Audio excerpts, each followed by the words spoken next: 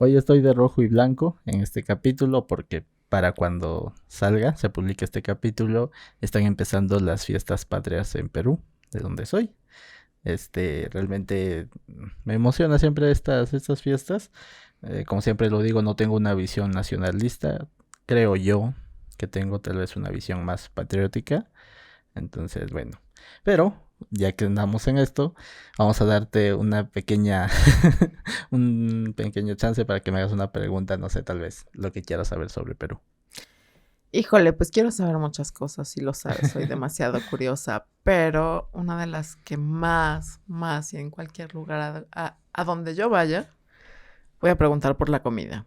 Ujú. Así es que, ¿cuál es la comida favorita de los peruanos? Bueno, es una pregunta compleja, porque si le haces esa pregunta a cualquier persona del mundo, o sea, creo que no hay un solo platillo, o sea, es Obvio. muy variado y sobre todo en Latinoamérica en general, no solamente en Perú, tenemos una gran variedad de platillos. Sin embargo, para mí al menos, si me preguntas qué quisiera comer en este mismo momento, en este preciso instante, me gustaría un ají de gallina tal vez, o un ceviche de carretilla peruana, o sea, algo muy común allá. Pero obviamente la respuesta es muy variada, ¿no? Algunos no, de hecho, he conocido gente que, por ejemplo, no les gustan los platillos comunes. Por ejemplo, el ají de gallina, a algunos no les gusta. O sea, me refiero dentro de Perú. Y hay otros, que, por ejemplo, incluso no les gusta el ceviche. Y es normal. De hecho, por ejemplo, estuve leyendo un artículo, no recuerdo exactamente de qué año, que escribió César Hildebrand, donde él decía que, por ejemplo, no le gusta mucho el pisco. De hecho, no le gusta nada el pisco. Fue muy sincero en ese artículo. Fue muy sincero que no le gusta. Y claro, hay una idea de tiene que gustarte algo, si no, no eres patriota. Si no, que te voten del país. O sea, esas ideas absurdas no me gustan. Sí, de hecho a mí me quieren votar porque no como picante y siempre digo que pues no gracias al picante pues luego me dicen que sí no soy mexicana, entonces entiendo eso. Y también entiendo la variedad, ¿no? Porque por aquí si te van a decir que cuál es la comida favorita de los mexicanos, muchos van a decir que es tacos. Pero no, pues también está el pozole, están los moles, que hay una infinidad de moles. Y además tienen una infinidad de tacos. Sí, hay Entonces, muchísimo tipo de tacos, entonces, pues sí, entiendo eso. Pero si a mí me preguntan cuál es mi comida favorita peruana, pues entre una, pues es la causa, que me encanta, otra, pues es el ceviche, que no he probado uno de carretilla, sino uno gourmet, pero me gustó mucho. Y otro, pues es el aguadito. Ay, también. el caldo verde me encanta. Tienen que probarlo. Pero bueno, solamente ya para continuar con el episodio, que justamente vamos a hablar de un escritor peruano, solamente ya me gustaría citar al gran cantante el Sambo Cabero diciendo: te daré la vida y cuando yo muera me uniré en la tierra contigo, Perú.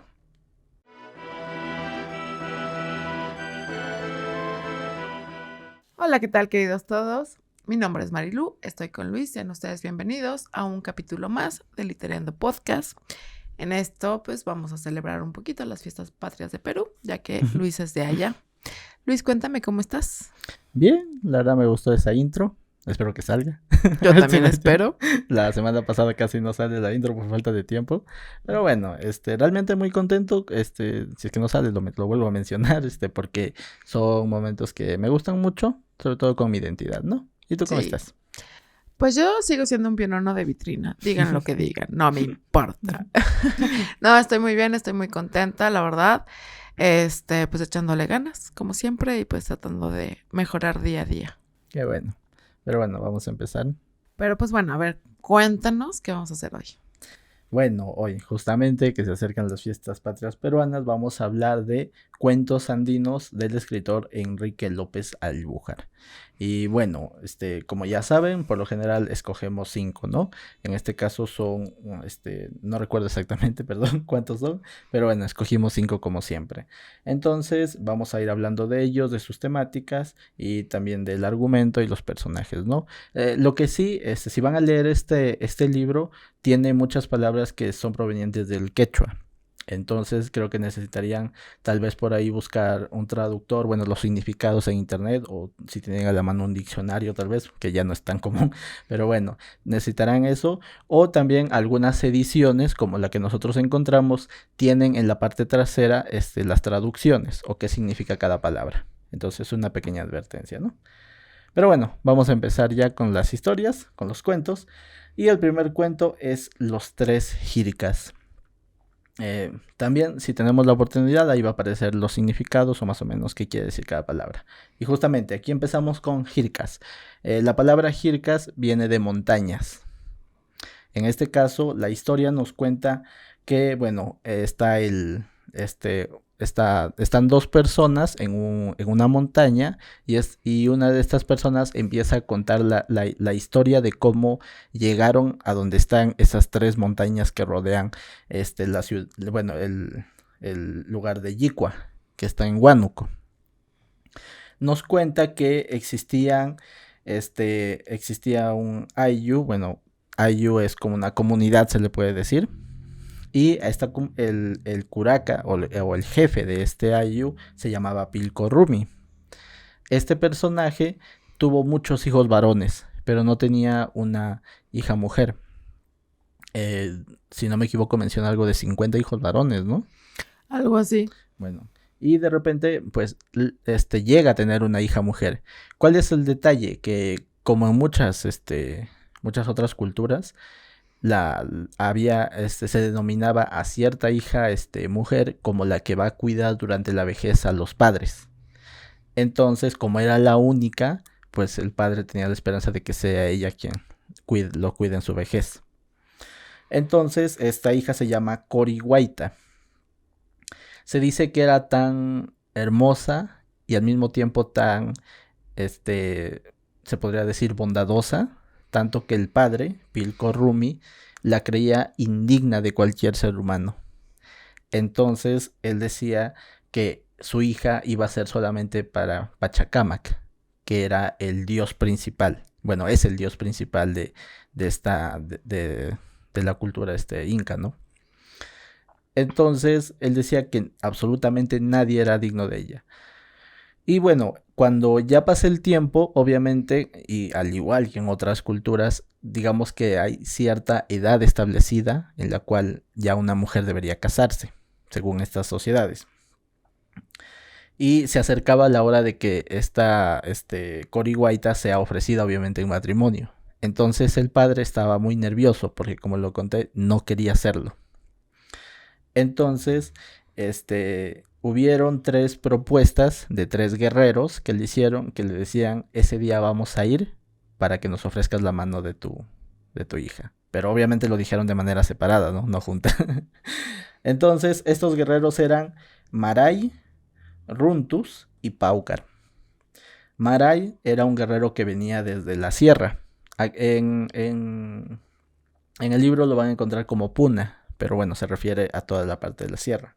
Runtus era un guerrero que se dice que viene del mar, pero bueno, se refiere a un poblado, se podría decir, cerca de la costa, ¿no? De la costa. Y Paucar venía de la selva. Estos tres personajes llegan justo el mismo día y a la misma hora a pedir la mano de Corihuaita.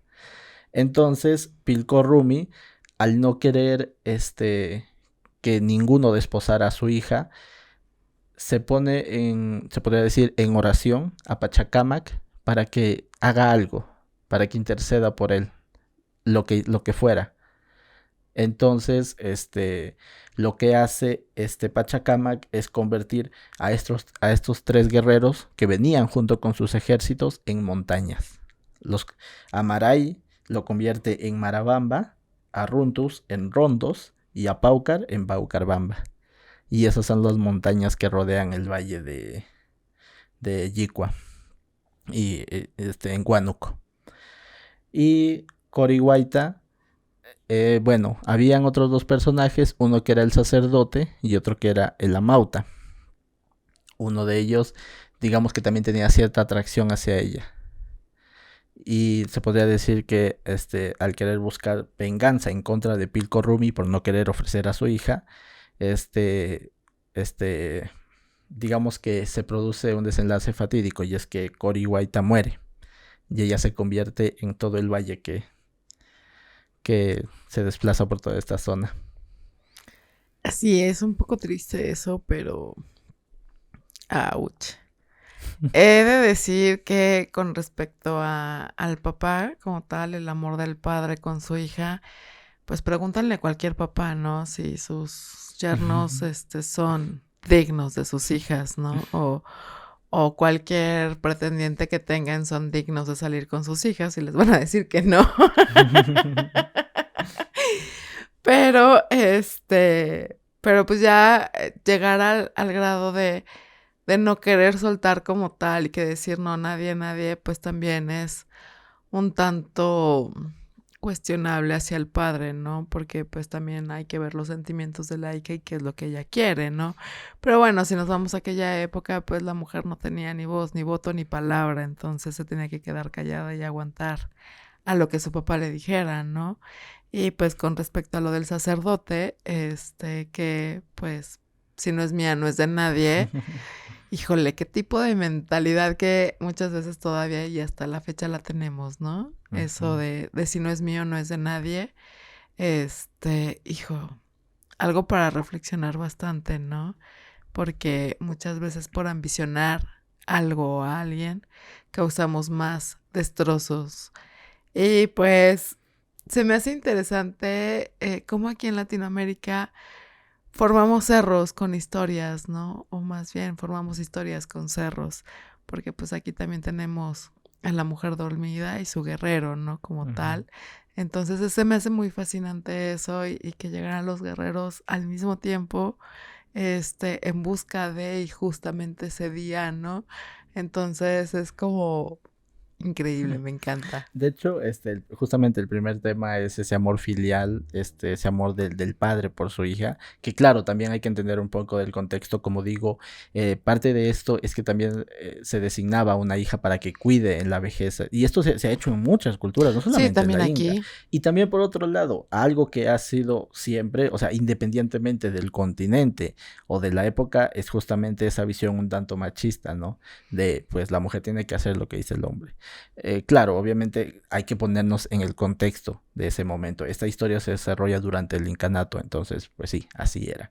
Y por otro lado, como lo mencionas, también la parte mitológica de cómo, obviamente, nuevamente, lo vuelvo a repetir, no solamente en Latinoamérica o en América en general, también en Europa, en Asia, en Oceanía, como el ser humano busca darle esa explicación mitológica a diferentes sucesos. Se ha visto con la lluvia, se ha visto con las estaciones del año, en este caso es con un aspecto geográfico, ¿no?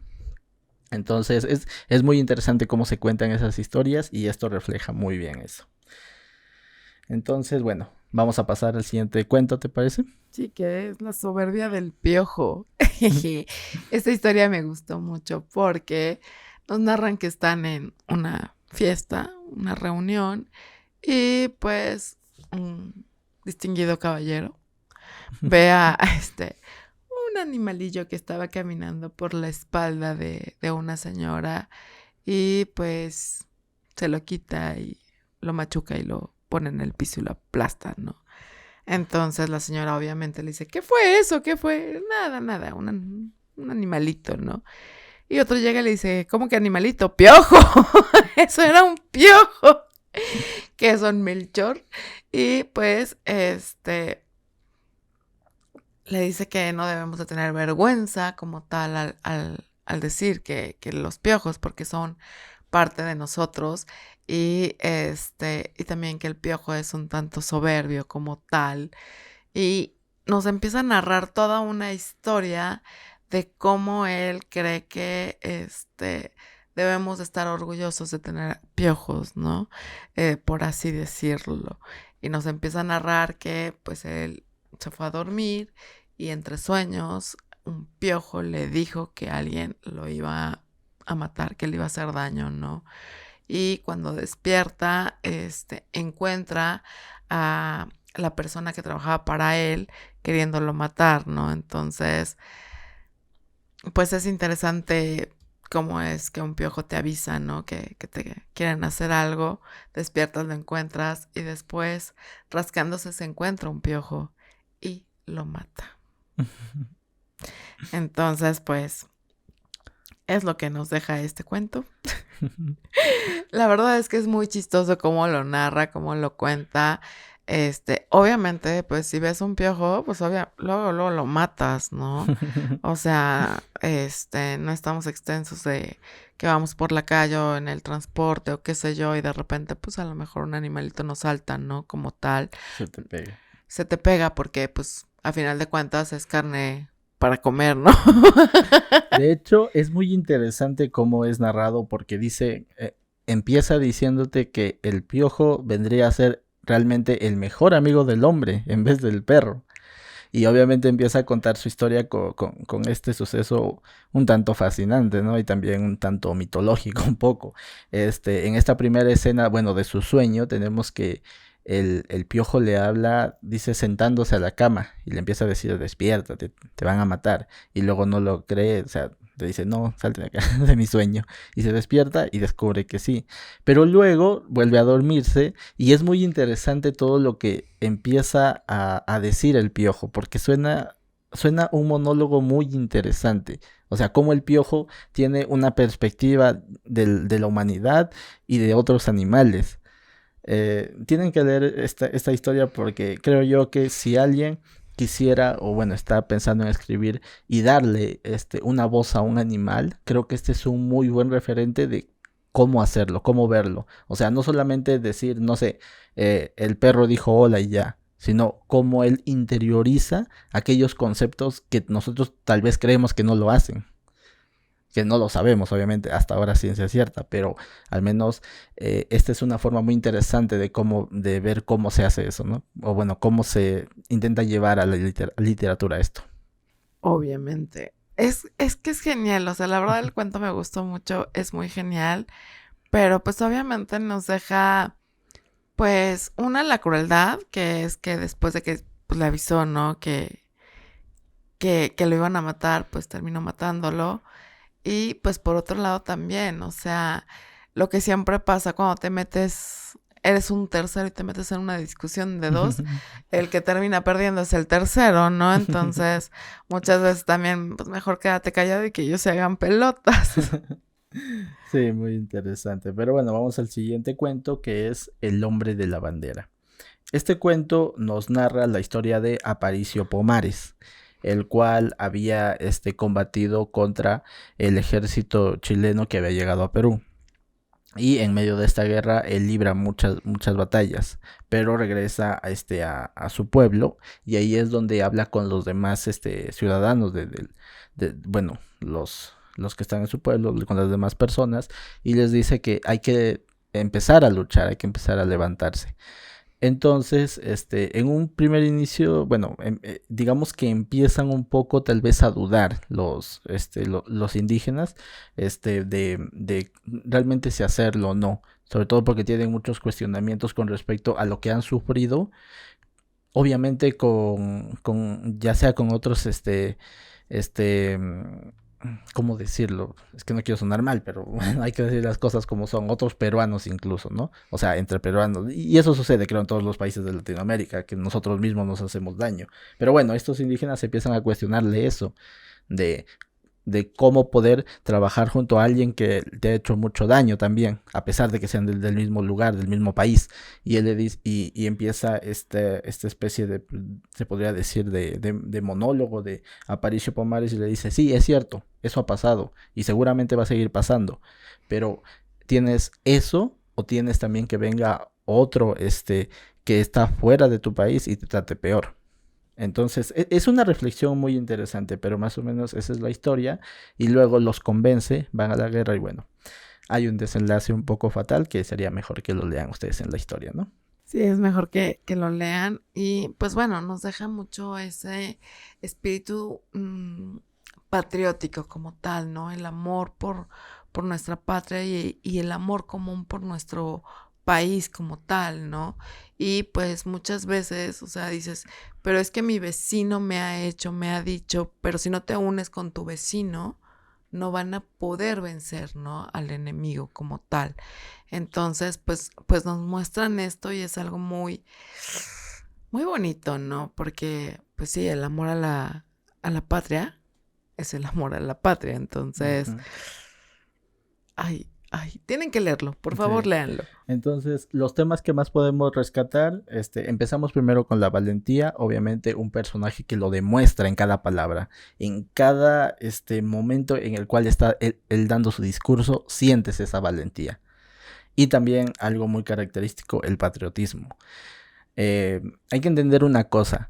Este cuento, bueno, la historia de este cuento se desarrolla durante un conflicto armado. Eso es algo que tenemos que verlo con esa perspectiva. ¿Por qué? Porque hoy en día ese conflicto ya no está. Entonces, si me preguntan, o sea, yo no tengo nada en contra de los hermanos de Chile. ¿Por qué tendría que tenerlo? No tengo por qué culparlos por algo que hicieron sus antepasados. Ay, sería Entonces, tonto.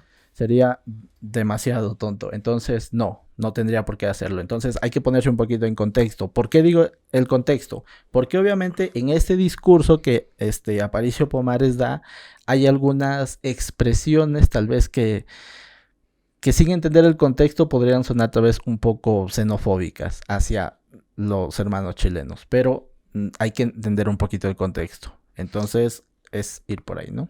Sí, muchas veces enojados o con la furia del momento, la rabia del momento, pues decimos cosas sin querer, ¿no? Y que muchas veces no quisimos decir como tal, o que no las pensamos como tal, pero en ese momento nos salió del alma. ¿Por qué? Porque estás enojado, ¿no? Uh-huh. Entonces, pues también hay que entender eso, que cuando uno se enoja va a decir estupideces a veces, ¿no? Uh-huh.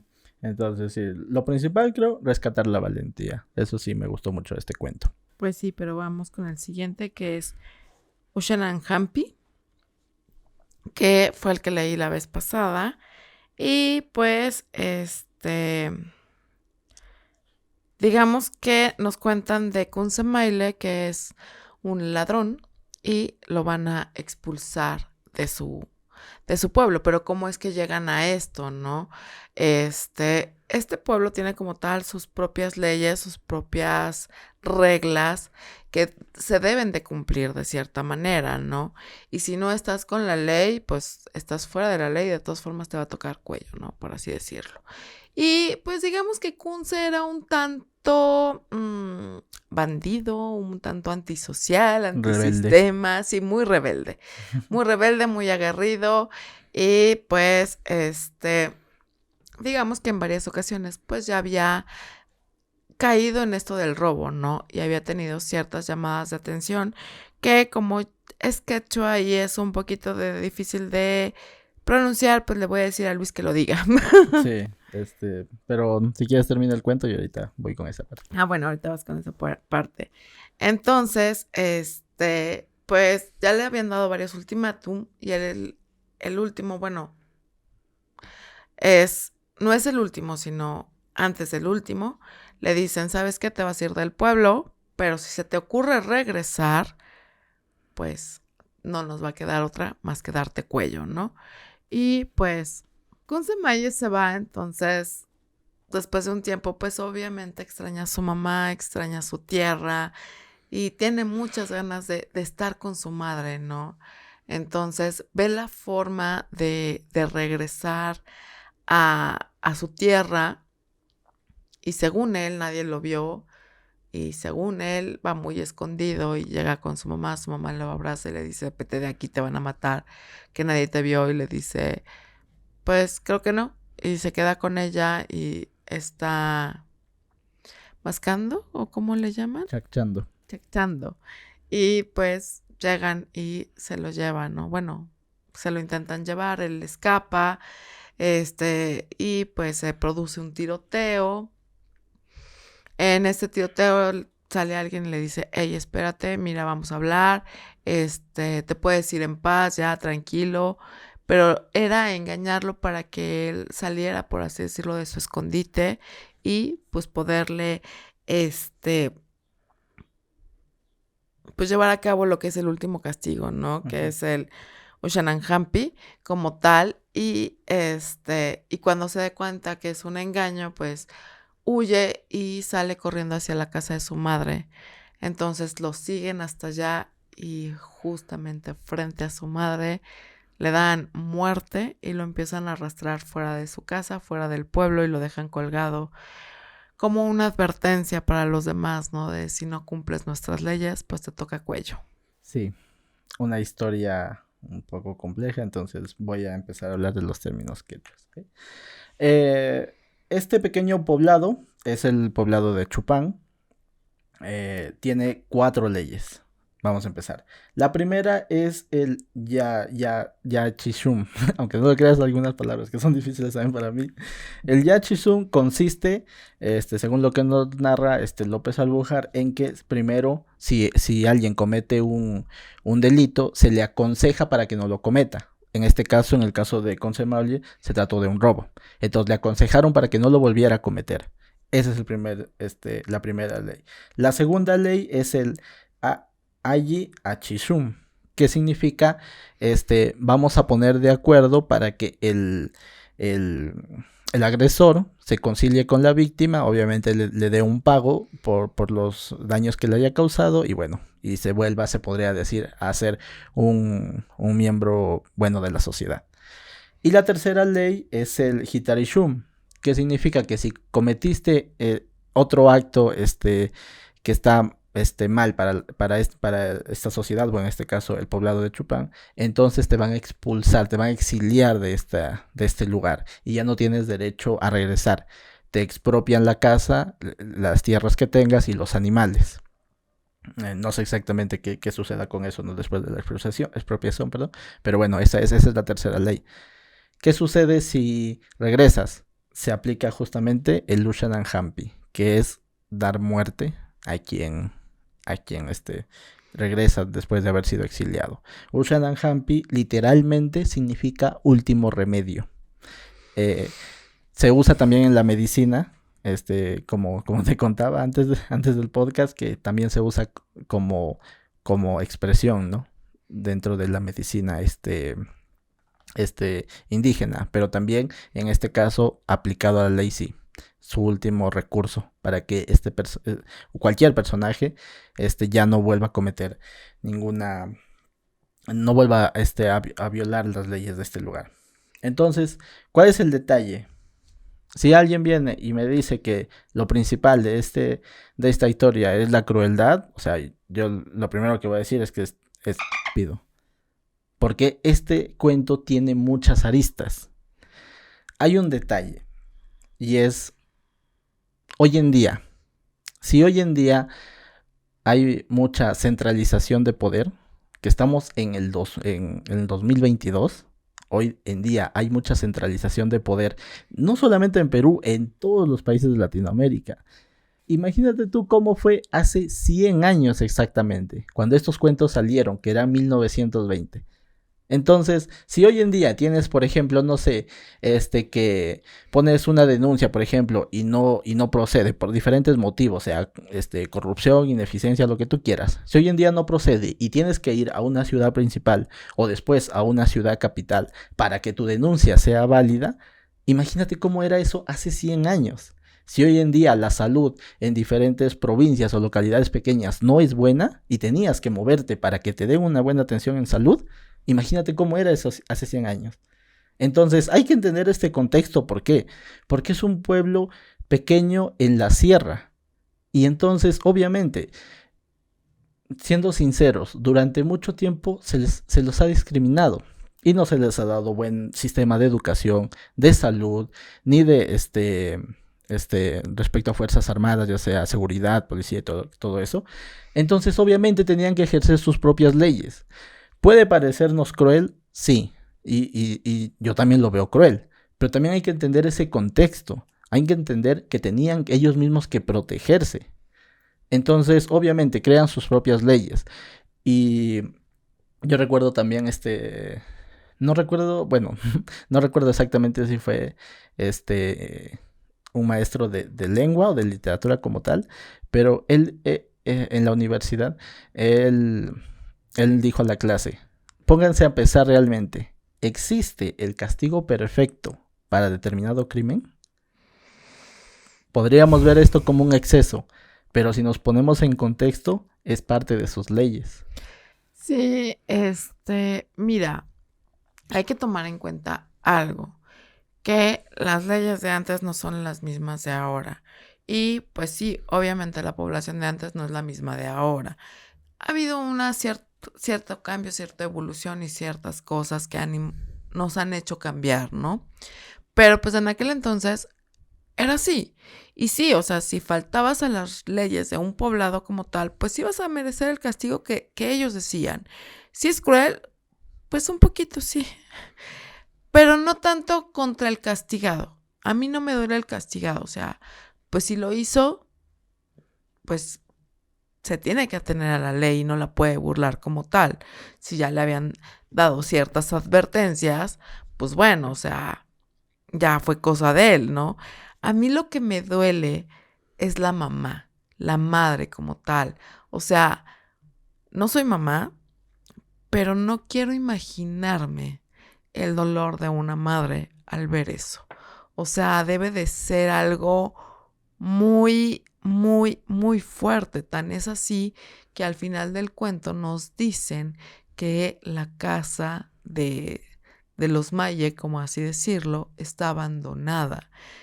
No sabemos realmente qué pasó con la mamá, si la mamá se fue o si la mamá de tristeza o de dolor o de pena se fue. Entonces, sí, o sea, como, como madre, no soy madre, pero veo el dolor de la madre, ¿no? Entonces, sí digo, no, espérenme tantito, o sea, no, ¿cómo pudieron hacer eso enfrente de su mamá? O sea, ¿por qué no lo sacaron y lo hicieron fuera, lejos de ella, que ella no viera eso? O sea, es lo que a mí me puede, o sea, lo que a mí me dolió de esta narración como tal, ver eso tan desgarrador desde los ojos de la madre. O sea, no. Es que, como lo digo, este cuento realmente es muy complejo y tiene muchas aristas. Sinceramente, este cuento sí tiene descripciones un tanto sangrientas, obviamente. Creo que tiene más sangre que todas las historias de Stephen King, pero ya van a venir las viudas a quejarse de Stephen King, a quejarse en los comentarios. No, es una broma. A lo que me refiero es que a pesar de que tiene todas estas narraciones llenas de sangre, yo creo, y esto es muy personal, pero yo creo que este cuento debería ser uno de los fundamentales o de los más importantes dentro de la literatura hispana. ¿Por qué? Justamente por lo mismo. Porque su complejidad radica tanto en personajes como en el contexto. Ningún personaje dentro de esta historia es plano. Y eso es algo que ya lo hemos dicho acá que nos encanta. O sea, en esas, creo que son 10 páginas. Algo así como O sea, 10 páginas. en esa cantidad tan reducida de páginas, Enrique López Albújar ha hecho al menos para mí, una de las historias más importantes de la literatura hispana. Y más completas, o sea, muy, muy completas, porque todo, absolutamente todo tiene una construcción como tal. Tiene, o sea, no es plano, no es sin chiste, no es nada más estar ahí porque sí. No, todo tiene su motivo y su ser de estar, ¿no? Entonces son 10 páginas que sientes que leíste una gran novela, pero es un cuento pequeño realmente, porque te deja satisfecho con respecto a todo. O sea, realmente los personajes están bien, la narración es perfecta, la historia es desgarradora en ciertos puntos, en otras tantas dices, pues se lo merecía, y en otras tantas dices, eres un traidor, o sea, cosas así, ¿no? Entonces tiene de todo, y es un pequeño cuento perfecto. Sí, de hecho, por ejemplo, el personaje de Conce Malle, tú desde un inicio te lo plantean como un ladrón, ¿no? Como alguien que ya ha violado muchas veces la ley. Y claro, te empieza, pues, por así decirlo, a caer un poco mal. Pero hay un momento, y lo mencionabas, es cuando vuelve a su casa a ver a su madre, porque obviamente le extrañaba, y porque, siendo sinceros, o sea, cualquier persona que se vaya a vivir el resto de su vida, por ejemplo, a otro país, nunca va a dejar de, este, gustarle el lugar de donde viene. Creo yo la mayoría, no lo sé. Pero es justamente esa idea, ¿no? Que tenemos aquí en Consemalle. Y, y regresa y la escena que te describe Enrique López Albújar acá, que está con su mamá y que habla con ella y cómo la trata, es tan, ¿cómo decirlo? Es tan apabullante ese cariño que hay entre ambos que por un momento se te olvida que cometió un delito. Y eso creo que sucede mucho también en la vida real. Pero obviamente, no significa que necesariamente se le vaya a perdonar, ¿no? Y de hecho, con esta otra, no sé cuántas veces he leído esta historia, pero con esta otra releída, siempre me pasa que llego a ver esta escena y hasta se me olvida lo que le va a suceder después. Por eso es una genialidad de Enrique López Albújar. Sí, la verdad es que es una genialidad, híjole, y es que una de las cosas, aunque por ejemplo, como dices, ¿no? Que siempre vas a querer el lugar del que vienes. A lo mejor no sientes gran apego por el lugar al que vienes, pero siempre vas a sentir apego por tu madre, ¿no? Y vas a regresar a donde está tu madre. Y también fue lo que él hizo y lo que él demostró, o sea, estar con su mamá, poder disfrutar un momento con ella, ¿no? Porque era lo que le preocupaba, porque era lo que le llamaba la madre, ¿no? Entonces, pues sí, obviamente. Y de hecho, se menciona mucho el hecho de los yayas. Los yayas son esta especie de consejo que son los que determinan el cumplimiento de las leyes. Entonces, los yayas y el mismo Consemalle hablan de chacchar en la casa. ¿Qué significa esto? Chacchar viene de mascar coca. No es la coca que muchos se imaginan, no, es la hoja de la coca. Lo que se hacía era, morderla y más o menos, bueno, esto es netamente creencia, ¿no? O sea, obviamente. Entonces, tú le hacías una pregunta, por ejemplo, tú hacías una pregunta al aire mientras chachabas la coca, perdón, y depende del sabor que tenías en la boca mascando, es la respuesta que ya veremos en el siguiente cuento, pero es de acuerdo a eso. Pero ¿por qué lo relacionan? Porque mencionan, los yayas mencionan, Consemalle va a querer regresar a chachar su coca en su casa. ¿Por qué? Porque es una imagen de tranquilidad. El estar en tu casa tranquilo, es como decirlo, es como hoy en día podríamos decir, querer estar en tu casa tomando café o con una bebida que quieras que te relaje, que te mantenga en paz. Algo así es la imagen. Y justamente también Consemalle en algún momento menciona querer estar en su casa chachando choca con su madre. Entonces es transmitir esa imagen de apacividad, de querer regresar a ese momento. Entonces sí, o sea, es un cuento que, como lo digo, o sea, en sus pocas páginas hay mucho de qué hablar y tiene muchas aristas. Nada, absolutamente nada es absoluto. Todo, bueno, su complejidad radica en todo. En el argumento, en los personajes, en todo y cada uno de los personajes. Porque claro, como te digo, podríamos calificar de crueles a los yayas, pero ellos tenían su ley. Y si no, y como lo menciona, si no lo cumplían, tal vez otra persona podría hacer lo mismo y decir, pues no va a haber consecuencias, me van a volver a perdonar, igual que perdonaron a Consemalle. Pero exacto. no. Pero pues sí, tenían que hacer valer su palabra y su ley.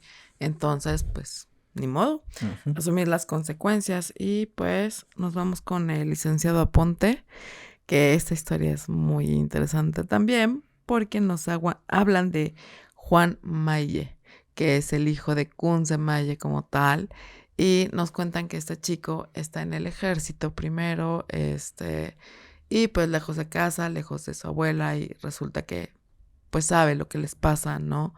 Y que él no pudo estar en su casa. Y pues otra de las cosas, se empieza a conocer la historia de su padre, ¿no? Entonces él ya no podía realmente hacer mucho porque lo iban a relacionar con su padre. Entonces cuando él termina, por así decirlo, su servicio militar, que empieza a buscar una vida, dice, pues ¿cómo le hago? ¿Cómo le hago? Entonces él se hace llamar Juan Aponte como tal, para pues esconder un poquito su nombre, y así se encuentra que empieza a trabajar pues en una taberna, una cantina. En un fundo. Decía Fundo. un fundo. ¿Qué es un fundo? Es como una especie de hacienda. Ok. Entonces, él empieza pues a ayudarle a su patrón, empieza a ayudarle a administrar y pues empieza a ver pues ciertos movimientos un poco extraños y le pregunta a su patrón qué está pasando, ¿no? Entonces su patrón le habla de lo que es el contrabando como tal y pues Juan Aponte dice, pues me arriesgo y voy al contrabando, ¿no? Entonces empieza a hacer esto, pero nos narra que una mañana él no chacchó como tal y y tampoco dio su ofrenda al Jirka, que viene siendo el cerro, ¿no? la montaña. La montaña en la cual él iba a estar. Y pues para ellos ya es un mal augurio como tal y ya es algo que te va a pasar por no haber hecho lo que debías de hacer. Y pues luego chaccha la coca y pues siente ese sabor amargo y dice, en la torre, algo me va a pasar. Y por más que pues intenta pedirle perdón al Jirka, perdón, pero se me van los términos tranquila. y se me olvida y me cuesta trabajo. Pero le pide perdón al Jirka y pues no lo perdonar. Sí, tiene un desenlace un poco fatal. Pero es interesante, el primer tema que vemos aquí es la identidad. Es justamente cómo el prejuicio hace que relaciones a una persona con otra solo por ser un familiar o llevar el mismo apellido, o algo así. Entonces él traía el apellido Maille y desde que entró al pueblo de Chupán, empezó a ver que la gente lo empezó a tratar mal. Solo porque ya lo habían relacionado. Y porque obviamente, por ser el hijo de Conce, tenía cierto parecido, ¿no? Obviamente. Pero también empieza eso, ¿no? Entonces tiene que cambiarse de apellido. Y vemos ahí cómo hay un conflicto de identidad. Eso es algo muy interesante. Esto se da hasta ahora incluso.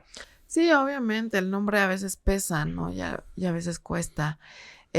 Y pues muchas veces, pues los nombres preceden, ¿no? Y van a decir, no, pues es igualito al papá, igualito al abuelo, igualito a fulanito, sutanito, que era su familiar como tal. Y pues muchas veces esa persona no tiene la culpa de lo que hizo su familiar y está pagando las consecuencias. En este caso, pues es así. Y obviamente, pues dice, me cambió el nombre para poder tener una vida. Y empieza él con esta vida nueva, pero se encuentra con el contrabando. Entonces dice, como todo un maille. Entonces... Y justamente parece, o sea, si lo vemos de la manera prejuiciosa, vamos a decir, obviamente alguien va a decir, ese muchacho va a terminar por ser un maille. Y obviamente él se cambia el apellido para que no sea así. Pero regresa esto. Entonces, ya, o sea, no hay manera de defenderlo del prejuicio, ¿no? Pero, o sea, creo que lo principal de rescatar de esta parte es justamente no ser prejuicioso. De todas formas, o sea, la educación marca, entonces, ¿quién te educó, no? También, porque en un inicio también nos describieron que sí, también, cuando era niño era un poquito cruel también, como el papá, pero bueno, son cosas. Pues sí, la educación marca, entonces. Y lo segundo, ya veníamos hablando de las creencias. Aquí nos dan un poquito más de contexto con respecto a esto de chacchar coca. Como decía, el sabor influye, bueno, el sabor viene a ser la respuesta que obtienes, ¿no? La respuesta que te da la coca si le haces una pregunta. Y en este caso fue una respuesta amarga, porque era un sabor amargo de que algo malo va a pasar. ¿Tú has chachado coca? La verdad es que no, pero sí me da mucha curiosidad, ¿no? La verdad es que sí da curiosidad, ¿no? A mí también, pero... Hay que tener cuidado al decir eso porque la gente de la DEA que nos ve no vaya a pensar otra cosa. No, bueno, sí, pero no de esa coca, o sea, no le hago a eso. O sea, esa no se chacha, esa se Sí, aspira. ni siquiera la marihuana, que ya es muy común, no se me antoja ni me gusta cómo huele. No. Entonces, pero sí eso de que, más que coca como tal, que la mastiquen, me llama mucho la curiosidad, porque también cuando les da como el mal de altura, también la usan. También. Entonces, ustedes como que la usan para varias cosas, son como varios remedios, y es También remedios. interesante. De hecho, también hay caramelos de coca. Esas sí ya están permitidas, sacarlas de Perú y poderlas llevar a cualquier país. Eso está permitido porque tiene su registro sanitario y todo eso sí. Pero sí lo he visto. Te cuento cómo es. O sea, la persona que va a masticar su coca tiene en una bolsita su coca. Y además tiene es que se me olvida también el nombre. Lo tengo acá, pero se me olvida. Es una especie de, ¿cómo decirlo? De potecito. Ahí va a salir la imagen, pero es una especie de potecito que tiene una especie de aguja. En esa aguja, por lo general, se tiene cal, si no me equivoco. Una disculpa, es que no recuerdo, pero creo que es cal lo que se tiene. Y es que tú agarras un puñado de hoja de coca de la bolsa, la metes a la boca, empiezas a masticar y para que, no sé exactamente para qué, pero con la aguja en el otro potecito, con la cal, no recuerdo si es cal, la vas empezando a combinar con la coca. Hay que ver si encontramos algún video por ahí, pero las imágenes referenciales van a ser. Pero así empiezas a masticar la coca y a empezar a, a formar una especie de bolita en la boca. Y ahí la vas masticando. Y cuando ya deja de tener sabor, ya la escupes. Así más o menos es. Oh, vaya, es interesante. Ay, sí quiero. Sí. Vámonos a Perú. Vámonos a Perú ya. Sí, es muy curioso eso, pero es justamente este tema de las creencias, ¿no? De ver cómo la coca te da esa respuesta. Pero, en fin, para terminar, ya no nos queda mucho tiempo. ¿Recomiendas estos cuentos? Obviamente, obviamente. Mira, de por sí cuando leímos Matalache me gustó mucho. Muy interesante Matalache. Que, pues, si quieren, también está entre los videos de la temporada antepasada, creo. Uy, no recuerdo qué temporada sea. Creo que sí es de la antepasada, pero pues ahí búsquenlo. Y ahora estos cuentos, la verdad es que te dan una imagen, obviamente, del Perú, de lo que era el Perú como tal. Y pues obviamente nos reflejamos todos los pueblos latinoamericanos, porque pues por ahí vamos, bueno, hispanoamericanos, ¿no? Porque pues a final de cuentas, fuimos educados por España como tal, entonces como que traemos ciertas costumbres muy arraigadas, iguales, ¿no? Muy parecidas. Entonces, pues sí, nos hace ver ese reflejo y es algo muy padre, muy, muy emocionante de ver. Y pues sí, los recomiendo bastante. Lean estos cuentos porque les va a dejar un muy buen sabor de lectura. Sí, ya solamente para terminar, no nos dé tiempo de mencionar esto, pero lo particular de Enrique López Albújar es que él, a diferencia de muchos escritores o cronistas, él no tiene un sentimentalismo paternalista hacia los indígenas, ni tampoco los ve como lo peor de la existencia o crueles como también lo hacen otros, sino él te muestra realmente cómo son personajes humanos en todo el sentido de la palabra. Te muestras sus defectos, sus aciertos, sus miedos, también su valor, o sea, todo, cómo la rebeldía puede hacerte que violes esas leyes, por ejemplo, o también qué tanto afectan esas leyes a las personas. O sea, realmente es un escritor que refleja muy bien la parte humana de los indígenas, pero también algo que vive dentro de nosotros, que no somos ni blanco ni negro, somos todo un espectro de colores. Entonces, bueno, esperamos que les gusten estos cuentos y bueno, también si tienen una opinión pueden dejarla ahí en los comentarios, ¿no? Para debatir un poco. Entonces, para finalizar, vamos al siguiente bloque a ver qué hacemos la próxima semana.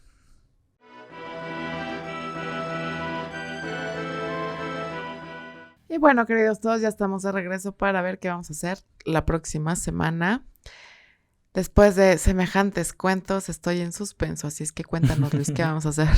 Bueno, la próxima semana vamos a leer la novela Que te vaya como mereces, del escritor boliviano Gonzalo Lema. Y bueno, para que se interesen un poco por la lectura, como ya saben, voy a leer un pequeño fragmento. Dice: El niño pateaba piedritas y se divertía viéndolas hundirse en el lomo del agua correntosa. Cada vez se colgaba más de la barda, ya se iba a caer de cabeza sin que nadie lo advirtiera, ni siquiera Santiago Blanco. El viejo insistió. Ahora es una cloaca, puras aguas negras. Miren la basura que arrastra. ¿Quién diablo se podría bañar en estas condiciones? ¿O pescar? Parecía enojado. Se puso a pasear entre sus atentos oyentes. Se quejó otra señora menuda y harto pichonesca, con una vieja bolsa de mercado y un sudoroso monedero de plástico entre las manos. Con esta agua se riega todas las verduras. Las autoridades no cuidan nuestra salud. No hay ni a quien quejarse ni decir nada. Todo el sur riega ya mismamente. Los niños se nos enferman y los viejos después hay que darles agua con sal. Interesante. Sí, sinceramente es un escritor nuevo para mí, no lo conozco, no he leído absolutamente nada de él, así que bueno, vamos a ver qué tal con esto, pero desde ahí creo que es una crítica algo interesante y sobre todo ahora que en muchos lugares y en muchas ciudades del mundo está empezando a faltar el agua, ¿no? Sí, sí, yo creo Entonces, que muchos tenemos ese problema ya como tal. Entonces, pues debemos de cuidar el agua y qué bueno que viene esta lectura. Vamos a ver a qué ver. tal cómo nos va. Ujú. Y pues bueno, si les ha gustado este capítulo, pues les pedimos un like y que nos ayuden a compartir nuestro contenido, así como también suscribirse a este canal para que podamos crecer y llegar a más personas. Sobre todo, pues llegar con más lecturas nuevas también para que pues amplíen su espectro de lectura como Ujú. tal. Entonces, pues bueno, también no se les olvide que estamos en las diferentes redes como Facebook, Twitter e Instagram. Sí, también nos pueden seguir en nuestras redes individuales, a mí como Luis Durarbe. Y a mí como Marilu-PS. Y bueno, esperamos que les haya gustado este capítulo, estos cuentos y en general si les gustan los cuentos, déjennos ahí un like. Y bueno, nos vemos la próxima semana. Adiós.